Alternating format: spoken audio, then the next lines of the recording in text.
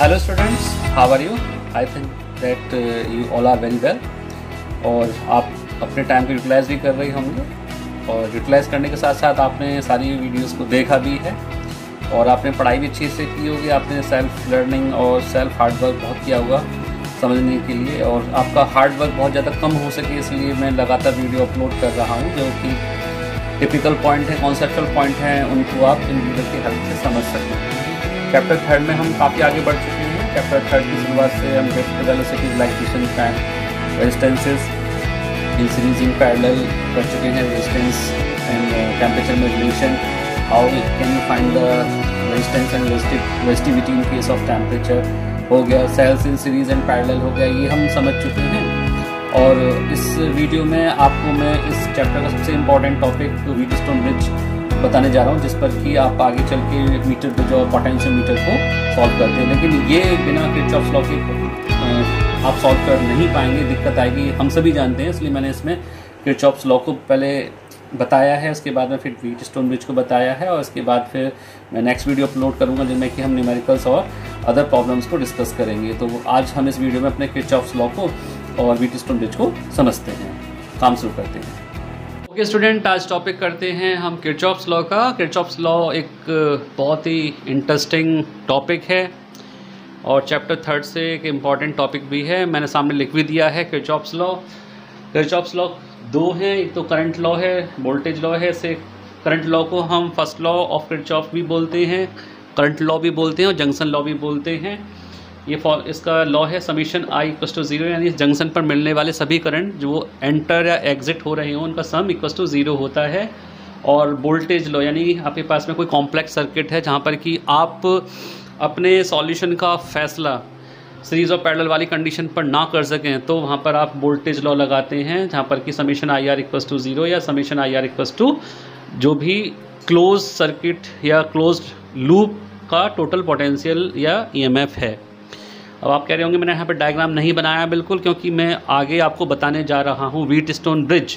उस Wheatstone bridge में ये दोनों करंट लॉ, आपके करंट लॉ और वोल्टेज लॉ, या इसे लूप लॉ भी बोलते हैं हम, वोल्टेज लॉ को सेकंड लॉ भी बोलते हैं, वोल्टेज लॉ को लूप लॉ भी बोलते हैं।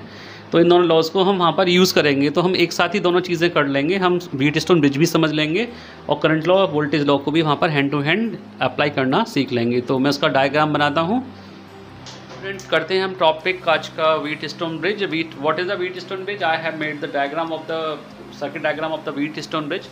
Wheatstone bridge is the principle to find out the unknown resistance of the circuit, and simultaneously we can find the temperature of the unknown device with the help of the Wheatstone bridge. This is the kind of the circuit जहाँ पर galvanometer एक आपकी device है which is used to find the minute current, very very minute current in the circuit, either in either direction, whatever the direction of the current. तो इसमें principal क्या है Wheatstone bridge का? Principle is that कि while the circuit is arranged as shown in the diagram, and we are use the variable resistance such that the bridge is balanced at the BD, such that there is no deflection through the galvanometer. In that case, the bridge is said to be balanced, and the whole resistance will be written as P upon Q equals to R upon S. कहने का मतलब ये हो गया, P Q ये unknown resistances हैं जिन्हें parallel में एक वेरिएबल रेजिस्टेंस R और एक अननोन रेजिस्टेंस S के साथ इस तरह से कनेक्ट करते हैं कि BD जो आर्म है इसमें जब गैल्वेनोमीटर लगाएं और वेरिएबल रेजिस्टेंस को जब हम इस तरह से सेट करें कि गैल्वेनोमीटर G में कोई डिफ्लेक्शन ना दे, यानी कि ये करंट का डिफ्लेक्शन बिल्कुल 0 शो करे, तो उस केस में जो ब्रांच BD है यहाँ पर पोटेंशियल डिफरेंस 0 होता है और यहाँ पर जाने वाला करंट IG 0 हो जाता है, और इस केस में P upon Q equals to R upon S होता है। इस तरीके से हम यहाँ से S equals to Q R upon P निकाल सकते हैं। ये अननोन रेजिस्टेंस है S, और क्योंकि आप जानते हैं रेजिस्टेंस हीट के डायरेक्टली प्रोपोर्शनल होता है, तो हम यहाँ से टेम्परेचर भी निकाल सकते हैं। इस प्रिंसिपल का हम यूज़ करते हैं मीटर ब्रिज में to find the resistance and specific resistance of unknown wire, और इसी का हम यूज़ करते हैं इस प्रोसेस का पोटेंशियोमीटर में to find the internal resistance of the cell and to find the ratio of EMF of two primary cells. तो ये बहुत ही इंपॉर्टेंट टॉपिक है आपका। अब मैं आपको आगे इस टॉपिक के अंदर ये बताता हूँ कि आखिर ये circuit I1 I2 I1 minus IG I2 plus IG, ये IG, ये सब चीज़ क्या है, ये कैसे बनी है। और ये इस सर्किट में हम किरचॉफ्स के फर्स्ट लॉ, सेकंड लॉ यानी कि जंक्शन लॉ जिसे हम करंट लॉ भी बोलते हैं, और किरचॉफ का सेकंड लॉ जिसे कि हम वोल्टेज लॉ या लूप लॉ भी बोलते हैं, कैसे यूटिलाइज होता है। तो मैं अब आगे आपको बताता हूँ। ओके स्टूडेंट्स, मैंने व्हीटस्टोन ब्रिज का यहाँ पर डायग्राम बना दिया है। अक्सर कर आपने बुक्स के अंदर यही डायग्राम बना हुआ देखा होगा, इसलिए मैंने इसमें कोई ज़्यादा मॉडिफिकेशन नहीं किया है। पहले मैं आपको डायग्राम समझा देता हूँ क्या है। इस डायग्राम में इस तरह से 4 रेजिस्टेंसेस को लिया गया है। अगर मैं थोड़ी देर के लिए इसको कनेक्शन को ब्रेक कर दूँ इस तरीके से करके, तो सर्किट कुछ इस तरीके से है, ABCD। ये रेक्टेंगल स्क्वायर फॉर्म में आपने 4 रेजिस्टेंसेस लगा रखे हैं जिनका नाम PQRS है। R यहाँ पर वेरिएबल रेजिस्टेंस होता है और S यहाँ पर अननोन रेजिस्टेंस है, जिसे हमें अक्सर कर फाइंड करना होता है। इसके बाद क्या होता है कि ये जो BD जो आपको 2 पॉइंट्स दिखाई दे रहे हैं, यहाँ पर हम एक गैल्वेनोमीटर को कनेक्ट कर देते हैं। गैल्वेनोमीटर एक डिवाइस है which is used to calculate और observe the very minute current, यानी कि बहुत ही मामूली करंट, बहुत ही ज़्यादा माइक्रो एम्पियर का जो करंट है उसे ये डिटेक्ट करने के काम में आती है। इसके बारे में हम चैप्टर नंबर 4 में पढ़ेंगे और डिटेल में। फिलहाल तो हम इसकी बस इतना समझ लेते हैं कि गैल्वेनोमीटर की हेल्प से हम बहुत ही माइन्यूट करंट को पता करते हैं। खैर, ये हो गए 4 रेजिस्टेंस। इन रेजिस्टेंस के जो कॉम्बिनेशन है उसके एक एंड को हमने बैटरी के पॉजिटिव से जोड़ दिया है, दूसरे एंड को नेगेटिव से कनेक्ट कर दिया है। बीच में हमने स्विच लगा दिया है कि बैटरी में जो EMF है वो एप्सिलॉन है, बैटरी से जो करंट निकलता है वो I है।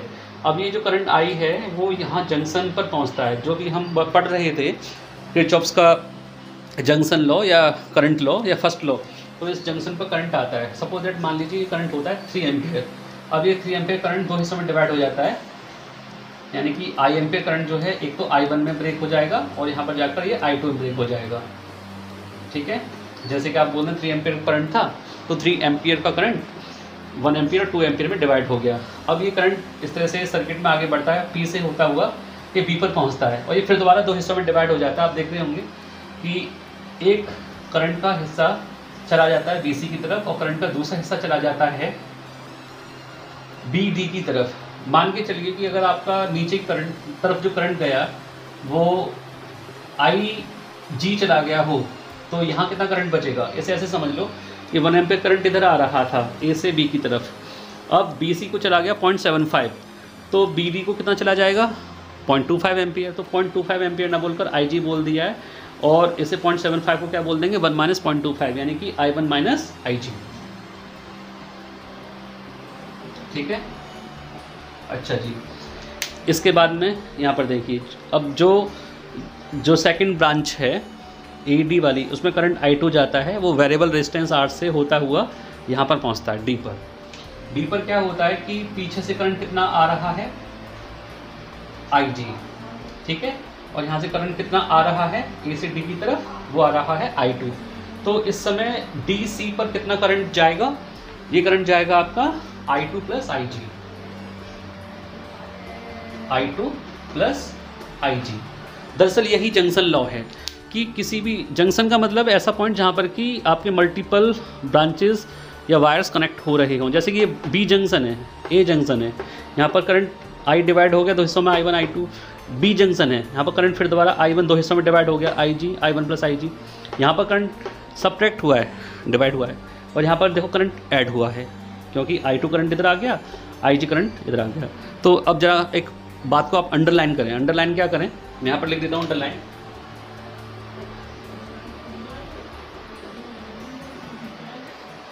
कि अगर करंट जंक्शन की तरफ आ रहा है, जैसे D पर आ रहा है, तो वो ऐड हो जाएगा करंट जितने भी ब्रांचेस हों, और अगर जंक्शन से करंट बाहर की तरफ जा रहा है तो वो सब्ट्रैक्ट हो जाएगा। ये इसकी अंडरलाइन है, ये की पॉइंट है। ठीक है, इसके बाद आगे बढ़ते हैं। अब क्या होता है, ये I2 प्लस IG करंट इधर पहुँचता है और I1 माइनस IG करंट इधर पहुँचता है C पर। ये दोनों करंट फिर दोबारा C पर ऐड होते हैं जंक्शन लॉ के अकॉर्डिंग।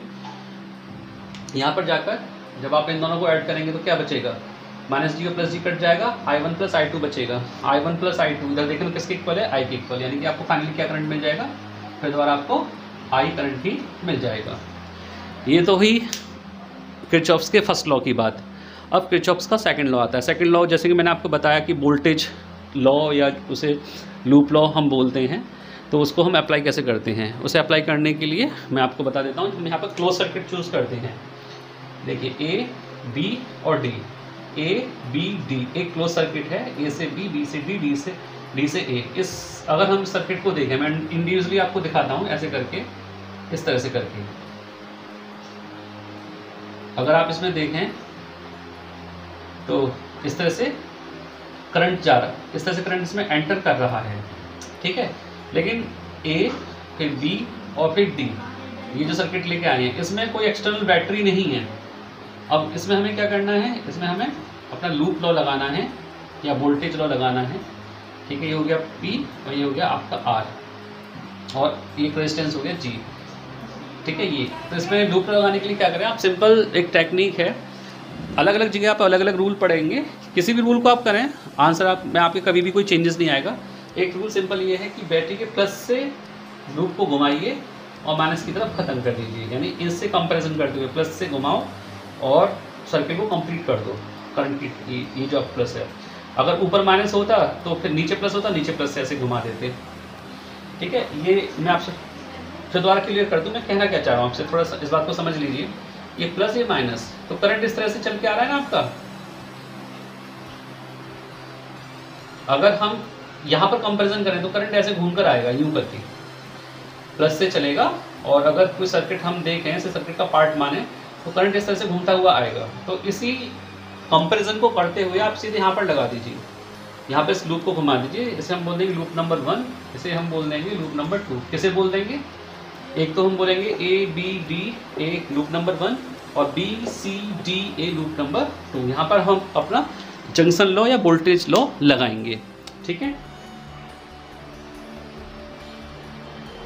तो आज होप इसे समझ गए होंगे। मैं वीडियो को एक बार रिवर्स करके आप फिर दोबारा देख लेना कि ये आखिर मैंने क्लॉकवाइज ही क्यों लगाए हैं।